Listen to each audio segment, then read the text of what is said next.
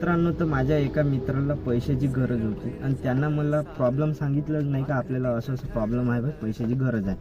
तो गेला माझ्या रिलेटिव्हपाशी आणि त्यांना रिक्वेस्ट केली की मला प्लीज एवढ्या पैशाची गरज आहे, माझी हे अडचणीमुळे मला पैसे पाहिजे. तर त्यांनी माझ्या मित्र असल्यामुळे आणि मुलगा चांगला असल्यामुळे दिले. पण यानं तिथं असं म्हटलं की हे गोष्ट की मी तुमच्याकडून पैसे घेतले हे प्लीज पारिकला नका सांगू. तर त्याचं इंटेन्शन मला समजलं नाही.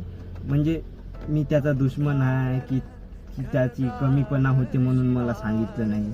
तर कमीपणाचाही विषय असेल तर मित्रा, यार आपलं अस्तित्व काय आहे? बापाच्या भरोश्यावर जगणारे आपण पोट्टे, बॅचलर पोट्टे आहोत आणि त्याच्यात काय कमीपणाचा विषय आहे भाई? आणि ही गोष्ट मला त्याच्याकडून माहीत व्हायची तर हे दुसऱ्याकडून. आणि ही गोष्ट जेव्हा मला माहीत झाली मला खूप म्हणजे वाईट वाटलं की माझा जो मित्र त्याच्या एवढी चांगल्या सिच्युएशनमध्ये बेकार वेळी मी सोबत होतो आणि त्यानं मला न विचारता जाऊ द्या, पण त्याचं काम होतं की भाई असं